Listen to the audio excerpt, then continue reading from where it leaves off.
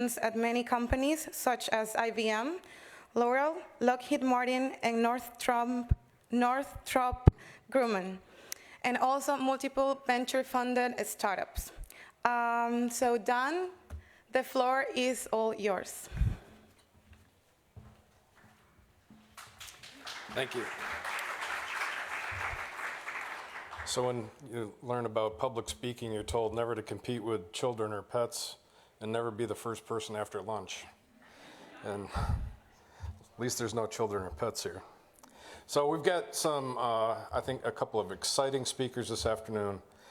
At lunch, I had some people tell me during the sessions today, there was a lot of fear, uncertainty, and doubt, and they're hoping to get some answers to some of that fear, uncertainty, and doubt. So our two speakers are going to give you, one, a state of the union and a geography and their problems and challenges, and the second speaker is going to talk about ways to approach those problems and some implementable things that you can do to try to combat this problem. So we've got Rick Howard from Palo Alto Networks, and we've got Barbara Marchiori from the Organization of American States. Barbara's going to talk about what's going on in Latin America and the Caribbean, and a state of the union as far as cyber in that community. And then we're going to have Rick come up and talk about risk-based management of these problems. So Barbara.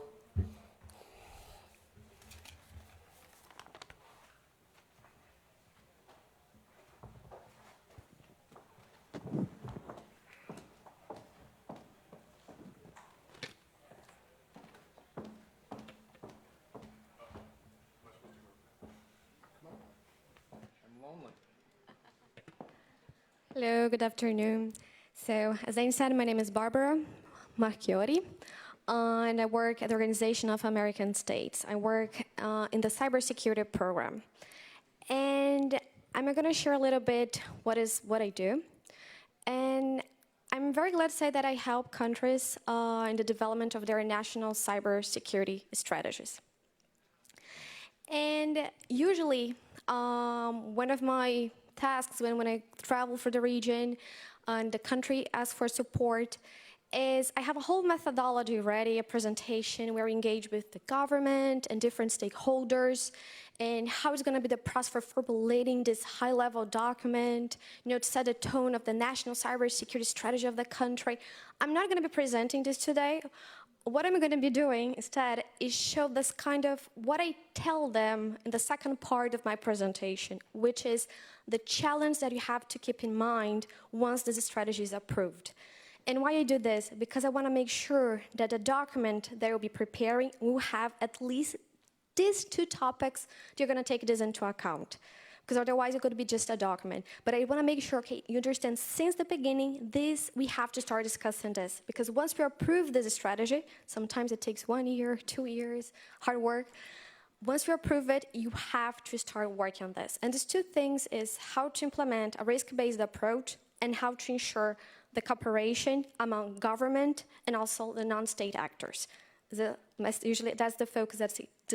I'm going to tell you, those are going to be the challenge of the implementation of this strategy. Well, before I go on, I have to say that the opinions expressed in this presentation do not necessarily reflect the views of the General Secretariat of the Organization of American States or the governments of its member states. This is Barbara Marchiori's opinion.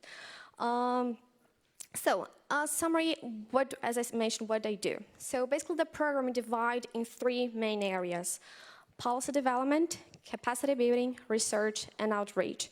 Policy development is basically what I've mentioned, development of national cybersecurity strategies.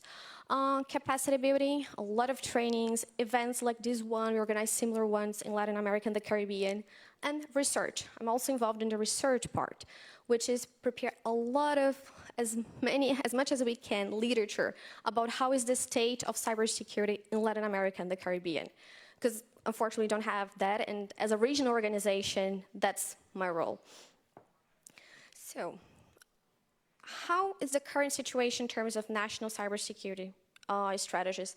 Among the 32 member states from Latin America and the Caribbean, we have 10 countries with national strategies. I'm not considering US and Canada, because another thing, so I'm focused just in Latin America, focus on Latin America and the Caribbean. So we have basically 10 countries with national strategies, and we are also supporting Argentina and Peru in the process.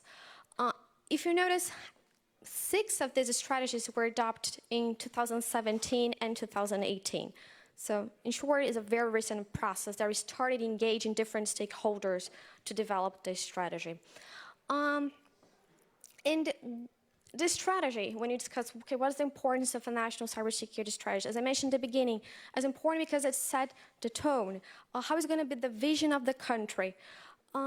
Interesting when I analyze other literature about this, especially the ones prepared here in the US or in Europe, they already have a model that sometimes it doesn't work that well with Latin America and the Caribbean because there is still a lot of things to do in the region. For instance, it's common to see, oh, it's important that you analyze all the actors that are working on the strategy, who has the responsibilities and how to improve coordination. How is the level of threats? How is the vulnerability? What is the assets, the critical infrastructure that is being affected? Well, most of these countries, they haven't identified the critical information infrastructure. They don't have a list of the critical assets.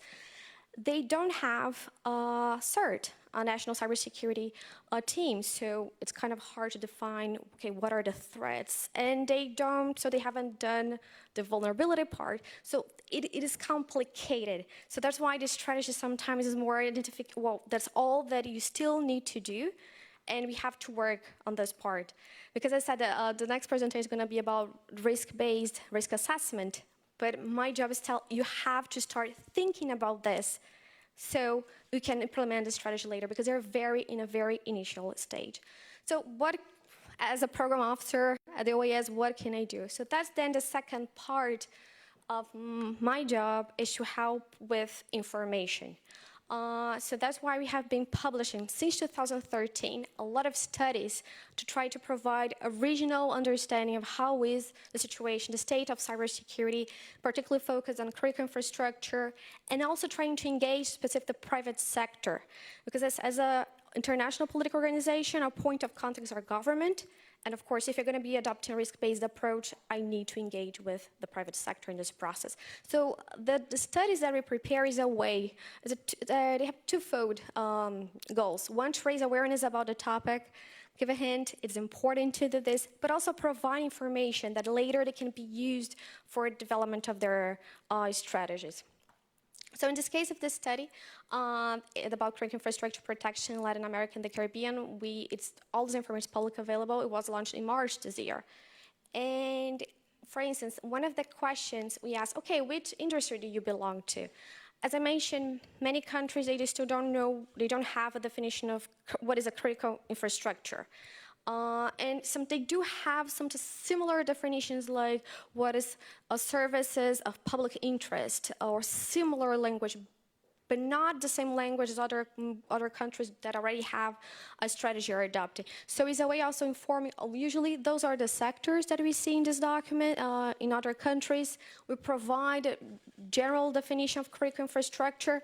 So here we have an example, and interesting, usually the answers are just from government, but it's a way of starting engaging with the private sector. So we have people from health service, telecommunications, of course, water supply, transportation. So we try to engage this. We have over around 400 or 500 people answering this study.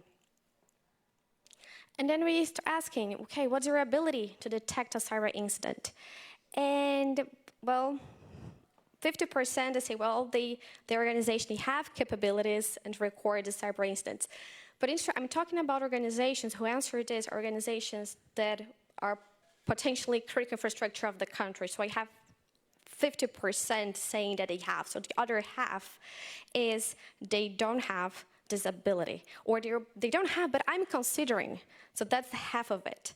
And so I'm not talking about just a small stores. I'm talking about what would be potentially critical infrastructure in the region.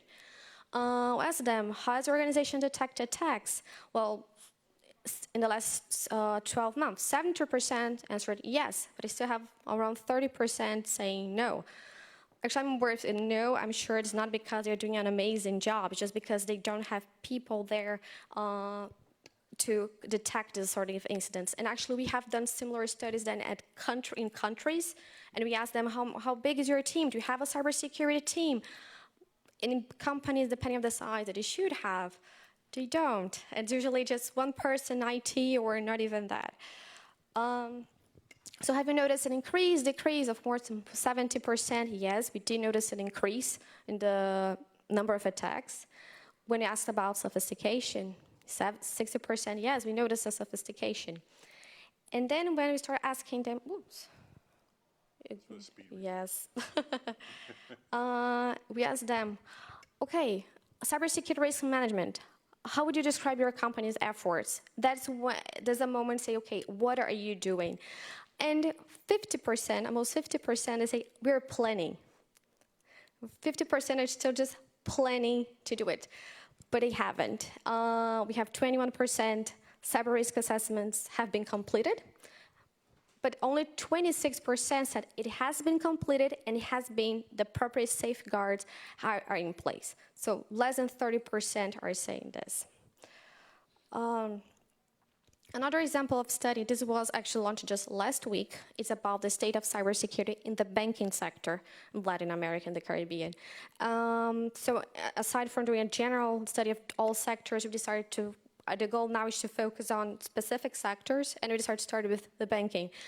First, because the banking sector is kind of easy to, for research, is easy to have its same standards. And if there's something that I learned every time I go to a country to discuss the state of cybersecurity, the banking sector, financial sector is the first one that starts implementing, start cooperating. So it's the good benchmark in a country to start. So we decided to start with the ones that usually are the ones that started implementing cybersecurity measures. And we asked, okay, does the board of directors of the bank entity receive periodic reports and indicators and digital security risk management? Most of them said yes. 70%, and that doesn't matter the size, they said yes. We are providing our board of directors indicators, reports of indicators, risk assessment, and everything. But then we asked, oh, have you done any external assessment on auditing about how is the situation? In the case of small, over 40% of banking in the region said, no, we haven't been done any external auditing. Then we have the case, at least, of the large companies. Actually, most of the case of the large and the medium, they say, yes, we did some evaluation, they are carried out, and you're currently being executed. Being executed just now. Very few actually just answer that they already did the assessment, and they're already implemented, and everything is in place. But I'm glad to see that at least a lot of them have already done this general assessment and started implementing it.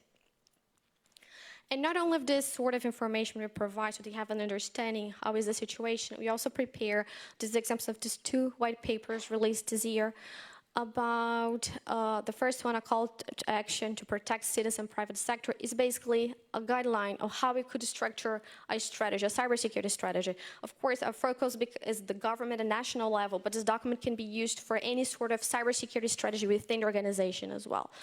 And the second document about how to manage the national cyber risk. It includes the perspective of the academia, the industry, governments, how do you measure your cybersecurity maturity level at national level. And then I'm moving to our final report, which actually this one was released in 2016, and I'm currently working with the team. We're updating this study. We have the cybersecurityobservatory.com, that basically we have the situation of the 32 member states from Latin America and the Caribbean, considering 5 dimensions: policy and strategy, culture and society, education, legal frameworks, and technologies and standards. I'll tell you, in 2016, this study, we have 5 dimensions, around 10 indicators per dimension, and we measure maturity level from 1 to 5, 5 being the highest.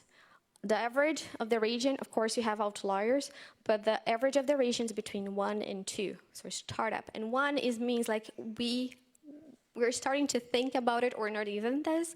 or just start implementing. So very, very informative stage. But what I like about this study, especially in the dimension about policy and strategy, we have a specific indicator. And then going back to the two main challenges that I mentioned at the beginning, about the importance of the risk-based approach and cooperating with different actors, is we have a specific indicator talking about critical infrastructure protection. And asking, okay, how is your situation? Have you identified? Have you been implemented it? So we can see from 1 to 5 when they can reach the resilience of this critical infrastructure in terms of cybersecurity. So we already, this model that was developed by the University of Oxford, it's a good way of trying to already encourage countries to adopt a comprehensive view of cybersecurity. And so all this is a sort of the examples that I show them, so we can start, okay, you're going to have to implement your strategy. So how are you going to implement your strategy? It's important to consider, okay, who is going to be responsible for this? And it's very difficult, especially in terms of critical infrastructure, in critical information infrastructure, who is responsible in the country? As I mentioned, some countries don't even have to define what are the main critical infrastructure. So they have to define who is going to be doing this, who are going to be involving. And usually, of course, many of this is owned by the private sector. So how are we going to be interacting with the private sector? Allocation of budget. That's why many of our discussion with this will involve the parliament also, because we need to make sure this policy making, where the money is going to be coming from. The monitoring, and that is also when we stress the importance of the risk-based approach. Well, you're not fighting against one specific threat. You have to identify what are your assets, what are going to be the threats against these assets, what are the vulnerabilities, and you have to do an assessment to measure the impact of it, and first of all, prioritize. I'm talking about developing countries. So the first reaction every time you're presenting this, we have to do all those challenges, is we don't have financial resources, we don't have human resources. I say, that's a given. So that's why it's important to do this. A risk-based approach and risk assessment is so important, so we can prioritize what are you implementing in the next 2 years, 5 years, where we're going to be in 10 years. And the fourth point, who's going to be coordinating this? I mentioned at the beginning that I think 21 countries among the 32, they have national certs. So we still have 10 countries that don't have a national entity responsible for responding, detecting cyber incidents. But 21, I'm being actually, a few of them actually just have one person, they don't have the appropriate budget, a very complicated situation.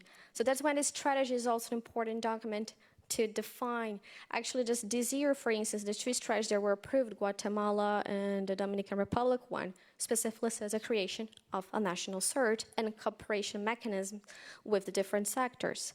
So it gives the support for them to create. So that's how I think national strategy is so important in this region, specifically if you compare to other countries, because it's not only thinking, okay, how am I going to be my situation in 10 years? It's telling them to create a basic structure to conduct risk assessment, to define who is going to be in charge of what. I always tell them, see this as an opportunity. I know a lot of challenge, but see this as an opportunity so we can start now with a model that's going to be interesting. And engaging with the private sector. So some of them, of course, the ones that are already more developed, they have certs, while they're already working now sectorial certs or creating some sort of information sharing and analysis centers for the sector. So that's the point that I am. And actually, I'm now very interested in listening to your presentation about risk assessment, because now that we have 10 countries in the region, I'm finally moving to the part, okay, how am I going to be support them to actually do this risk assessment and then be implementing policy making?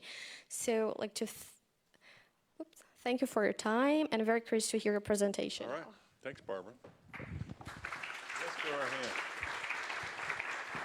So we're going to take questions at the end, so let's roll Move right on. into yours. Okay.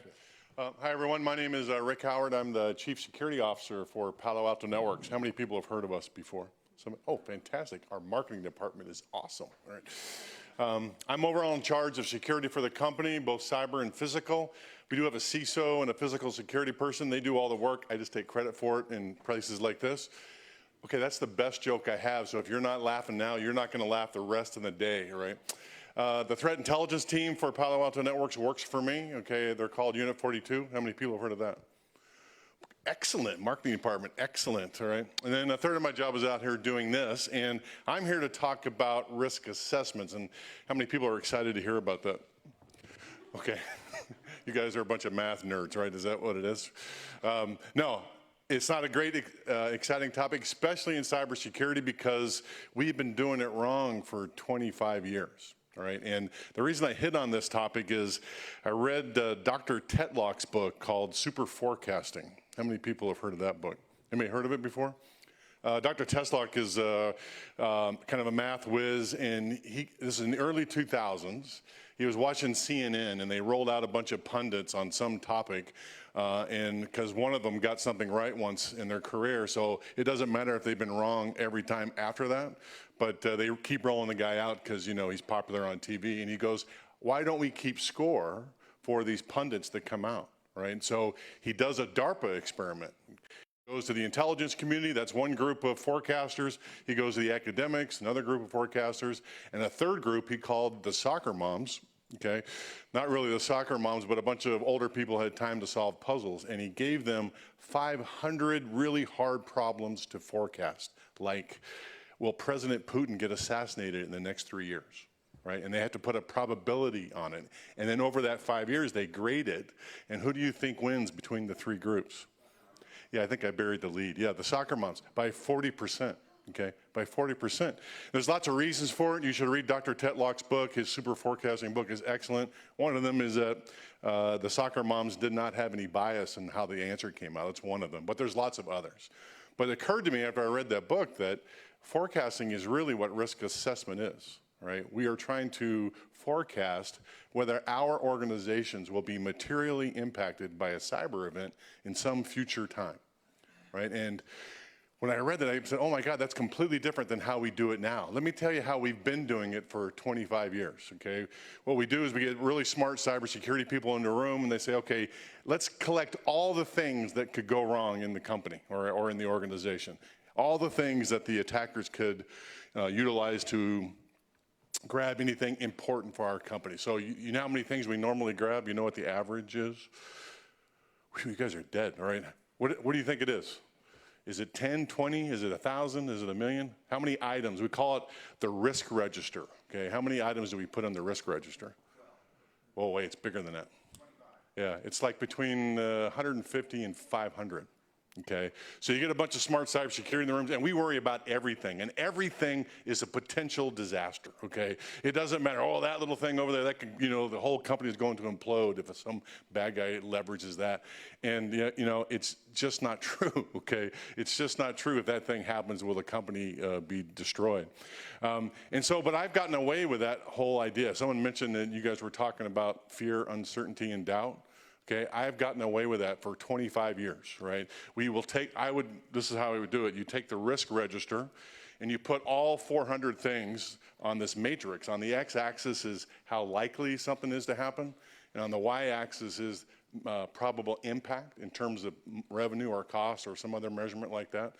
All right, and you rack and stack them, and the really important ones go high and to the right, and the low impact ones go bottom low and to the left. And if you're really fancy with PowerPoint or an Excel spreadsheet, you put those in colors. So the red ones are really important and the green ones are green. We call those heat maps. How many people know about all those heat maps, right? Well, it turns out, I've been doing it for 25 years, right? Turns out that doing heat maps with a qualitative risk assessment of high, medium, and low chances, it's bad science. Okay, there's reams of research, okay, that prove that that's a really dumb way to assess risk, because what I think is high and what you think is high is completely different. Okay, even if I tell you high is between 90% and 100%, you're still going to do it the way you think it is, which is 60 to 100, whatever you think it is. It doesn't matter what I tell you, right?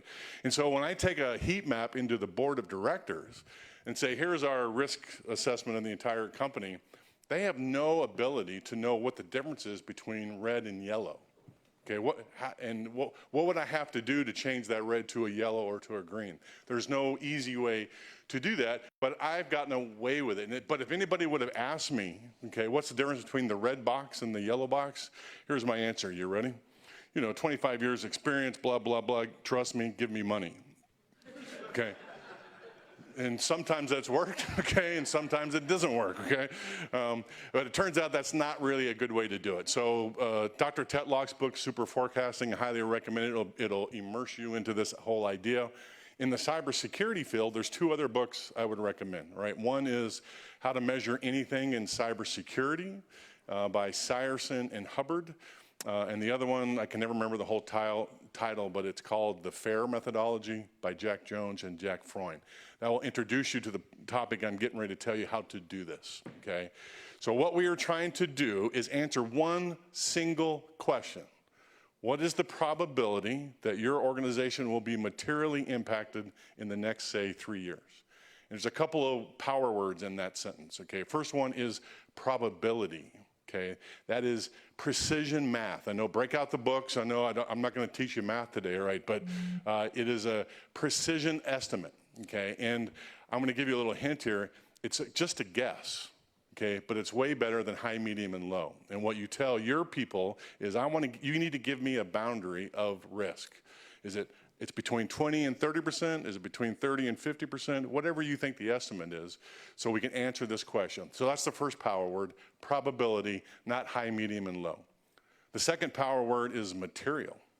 Okay, it goes to what you were saying, okay, critical infrastructure. What is critical to your organization? Because not every cyber attack is critical to your organization. At Palo Alto Networks, if some bad guy breaks into the web page and defaces it, yes, I will be embarrassed, but we'll just re-image the website and start again the next day. It wouldn't be material to the company. But if they came in and got our intellectual property, our code for our next product, I probably wouldn't have a job the next day, all right? So that's material to me, okay, but material to the company. So, and it's different for every organization, okay? What's material to me is not the same thing that's material to you. Right? And it has to do with your culture, has to do with how much money you think is going to be impacted when you repair all that. So, and it's something you have to evaluate in every organization that you have. Okay, that's the second power word. The third power word, you notice, it's a phrase. It has to be time bounded. Okay, it can't be sometime in the future some bad guy is going to hack my stuff. Okay, yes, sometime in the future that will happen. But the whole question changes if you say in the next year or the next 3 years or the next 5 years, right? Those probabilities are different than sometime in the future, right? So you got to put all those three things together, right? And then you can start doing the real assessment. Now, some of you out there are going to say, you're still just guessing. Yes, but it is an educated guess, and you change it as you gain new evidence. Right? As you gain new evidence, you can go up and down and take those kind of discussions to the board. I will tell you also that the other thing that your cybersecurity people are going to tell you is this cannot be done in any kind of precision because we don't have the data. Okay? Because usually, how many people here are probability and stats people? One. Okay? So in the old days, probability and stats people said you can't make a probability assessment unless you have gobs of data so we can count everything and then do the ratios, right? That's not true in the modern day, all right? How many people have heard of Monte Carlo simulations, okay? Monte Carlo simulations are the cybersecurity's friend, all right? Because we can simulate all that stuff in an Excel spreadsheet, and I'm not even a math guy, but even I can make that happen, right? So you can say, here are the odds that something's gonna happen. You can run that experiment 1,000,000 times in Excel and get a real number that's way more precise than high, medium, and low. So the idea then is you take Monte Carlo simulation. Oh, by the way, I gotta tell you a quick story about Monte Carlo. It really came into they've been using kind of simulation for years and years, but the real first big scientific problem that Monte Carlo solved, does anybody know? Boy, you guys are a dead crowd, okay. All right, it is, okay. Down at Los Alamos, when they were inventing the nuclear bomb, they were trying to use calculus to estimate the nuclear payload as it blew up, okay, and they couldn't get the math right. One of the doctors on the project, he got sick and was in the hospital, and he was laying around trying to figure out things. He started playing a lot of solitaire, and he says, you know what? I bet I can predict the winning hands in solitaire if I use that brand new mainframe we have down in the main building. If I just run simulations over and over again and see what the probability is. 52 cards, what are the odds? He can figure that out. And then he goes, oh, I can use that to figure out the nuclear explosions, right? So that's the first time Monte Carlo was used. The other great one is, how many fans of Hunt for Red October out there? Okay, that's based on a true story. A real Russian submarine went missing, and you know how we found it? Using Monte Carlo simulations, okay? So we can use that as our best friend, and it really became popular in the 90s when everybody had Excel on their laptop and you can run them yourselves, all right? So this is something that we can do. So here's the thing. My industry has used fear, uncertainty, and doubt to scare the crap out of senior leaders about giving us money, and it's really the wrong way to do it. What we have to realize in the corporate world and in the government world, these high-level leaders, they've been dealing with risk their entire lives, okay? That's the reason we have them in those positions. And the security industry has really done us a disservice by insisting that cybersecurity is somehow different than every other risk that's out there. Cybersecurity is not different. It's just another risk. Cyber is just a vector, okay? It can be something very positive to your company, or it can be something devastating if you don't protect yourselves from it, and you just have to measure it the same way. So if we can get in the business of telling the business leaders, this is another kind of risk, give us your assessment, okay, and that's the way to go, and that's where it should be in the future. So that's the theory, okay? Let me give you some practical. How do you make yourselves better in the real world, okay? You guys listened to some folks talk about sticks in taxi yesterday sometime, okay? Well, I belong to an alliance called the Cyber Threat Alliance. It's a group of cybersecurity vendors who have agreed to share threat intelligence with each other so we don't make you, the customers, do it yourselves, right? And the reason that's important is this. How many people know about the intrusion kill chain? Anybody heard this before? Everybody, that's good. So we know that no matter what the adversary's motive is, and no matter what tools they use, they all basically got to do the same 5 things to be successful in their mission. They recon your network looking for weaknesses, they craft a weapon that will leverage those weaknesses, and they deliver it to some endpoint somewhere, your laptop, your server, printer, a fax, anything. And then they trick the user into running that weapon and taking control of that endpoint. Now, at this point, they have not successfully completed their mission, but now they're inside your network.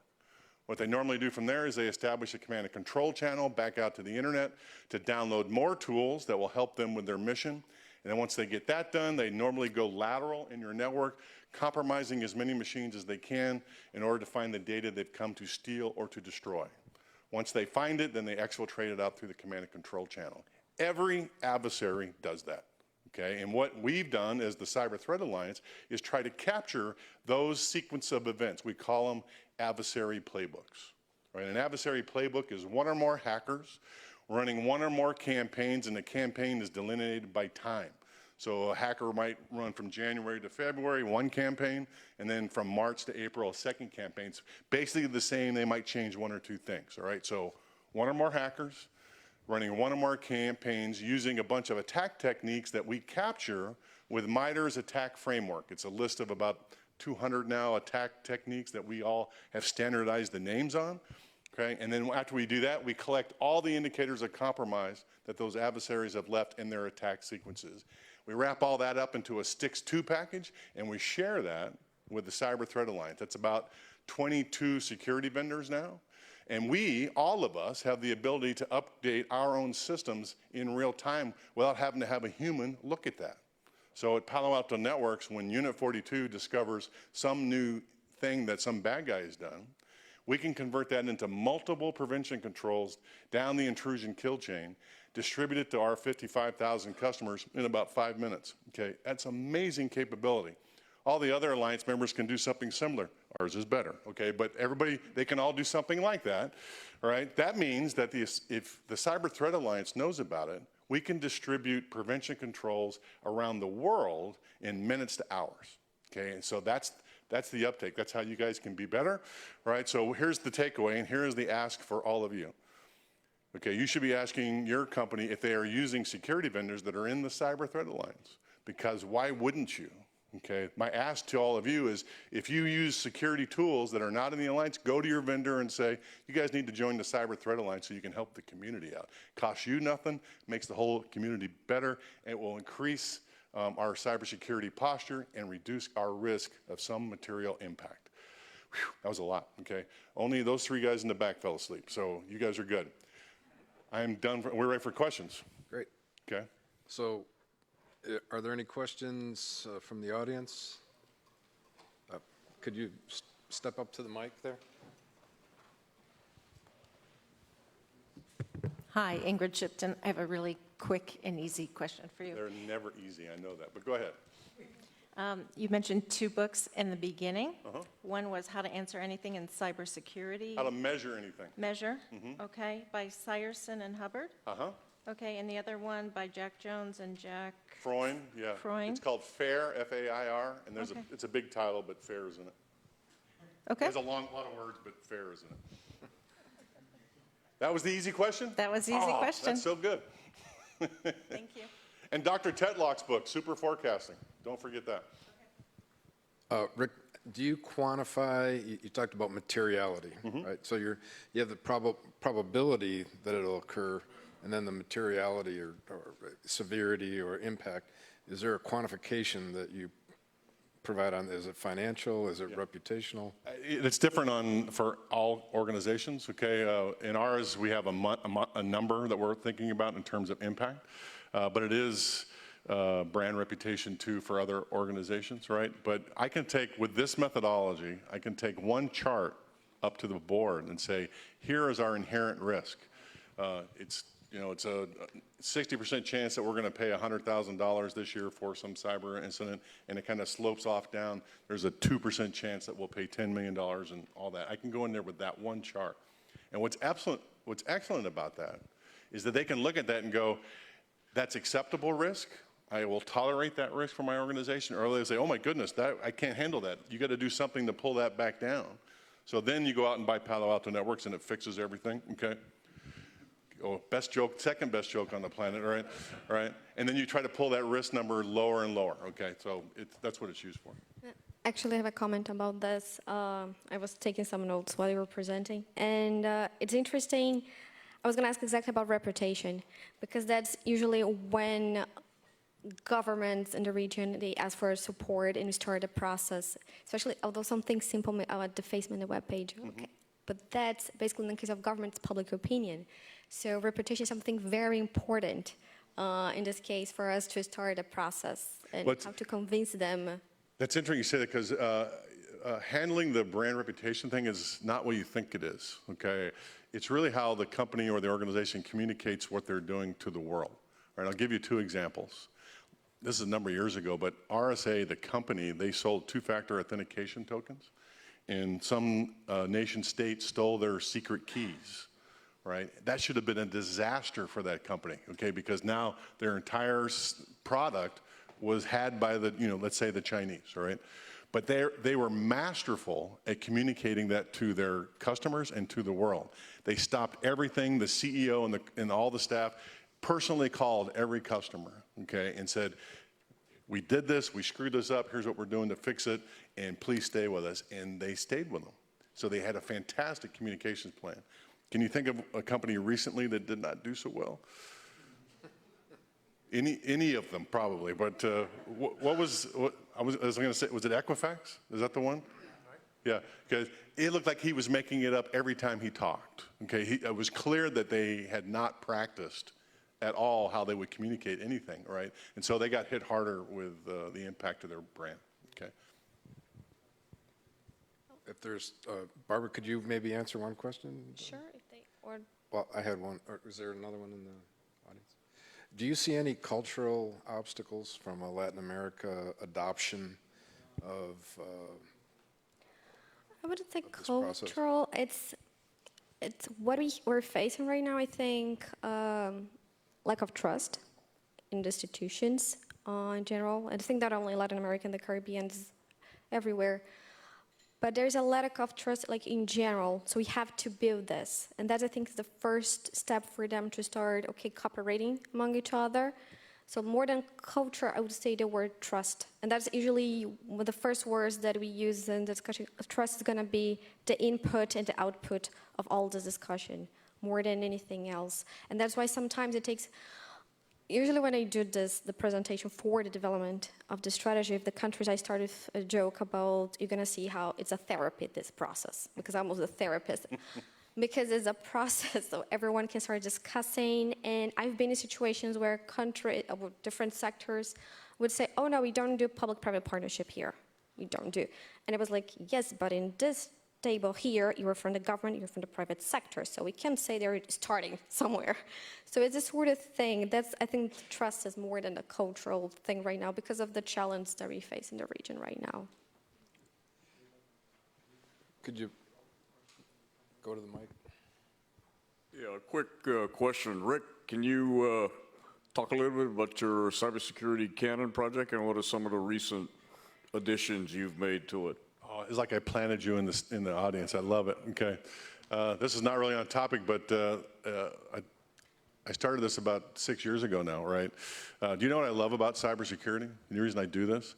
There's always something interesting out there. Some bad guy has done something dastardly and it's like, oh, that's really horrible, but really kind of cool how they managed to do that, right? And then there's always some white hat out there who says, well, we can fix it by doing these other things. And I love that about cybersecurity. It's the closest I'm ever going to come to being James Bond, okay? Do you know what I hate about cybersecurity? Everything's changing. You can't keep up with it. There's no way to keep up with all of that. And so, like all of us, you try to read as much as you can about it. And I have a stack of books in my basement, okay, that books I've read, books I'm getting ready to read, and books I've claimed I've read in public. Okay.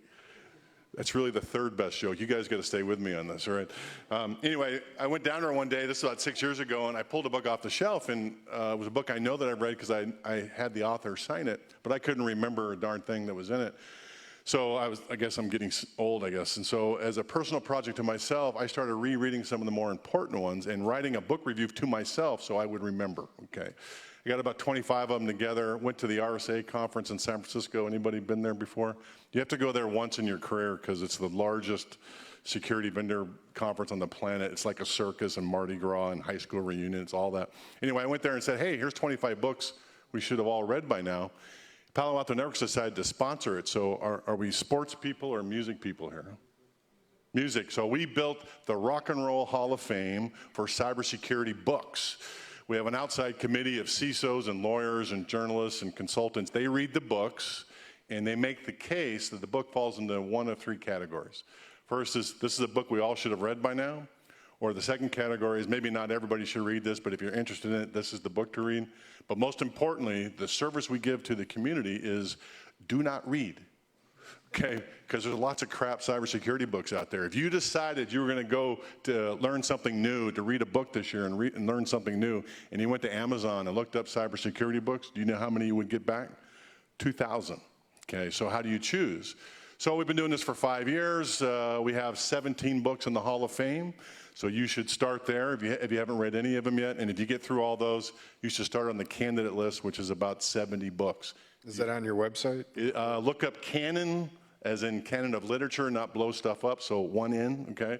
And Palo Alto Networks, and you will find it. Yeah. How are we doing on time?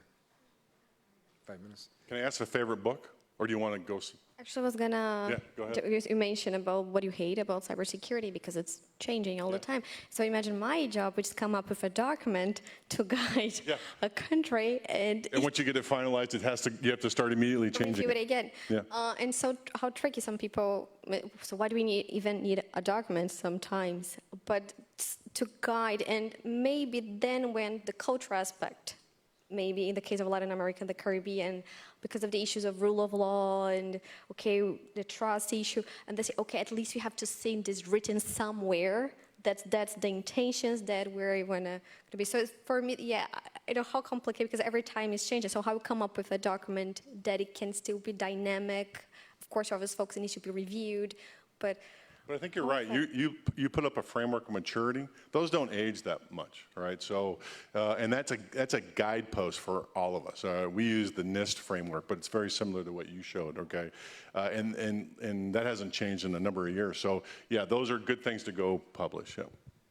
But what I worry about a bit is, are you compliance focused or are you risk management focused? And I don't think they're completely coincident. No, compliance, you have to do compliance because, it's legal, all right? So it feeds into the risk assessment. So it goes back to my original question, all right? What's the probability that you will be materially impacted by a cyber event? If you are not compliant and your industry is, say, finance, and the government comes after you, you're going to be paying money for that, so that feeds into the equation, right? But I view it as a necessary but insufficient condition. Yeah, okay.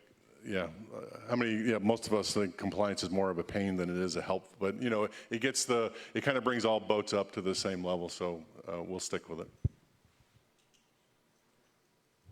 We have another question. Thanks, Joe Shishadi. For Barbara, among the states that you examined, I imagine there's variation in the critical infrastructure and what is publicly run and what is privately run between them. Did you see any correlation between maturity of cybersecurity and those that were more publicly run and those that were more privately run? Not really. No. And also because it depends on for instance, Caribbean, for instance, and smaller states, usually they have some public utility company that's responsible for everything. So basically it's the public sector that is responsible. And when the countries that we work with, because they have the national strategy, you see that the government's already interested with this topic. So it's interesting, actually we did a study in Colombia about the impact of digital incidents in the country. And what we noticed in the countries, the government, because they already know and they're involved in the process of the strategy and the concepts of risk assessment, they are pretty much the same level as the private sector. But of course, it depends on the public sector, and then comes a difference. And the same thing for the private sector. If it is small in the government, if it's local government. That's the difference, the size, not if it's public or private. That's what we notice. So in the case of the private sector, if you're dealing with SMEs, we notice that cybersecurity is not a word that is common. In the public sector, especially depending on the size of the country, you have local governments, federations.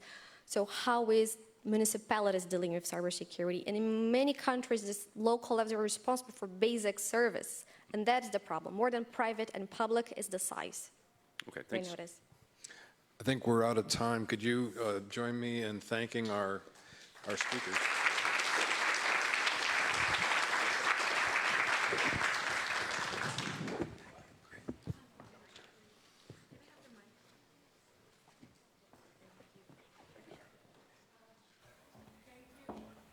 Thank you, Dan, Rick, and Barbara. So right now we're going to have a very short break, 10 minutes, so you can grab coffee, cookies, and brownies outside, and then we will convene back in 10 minutes, please. Thank you.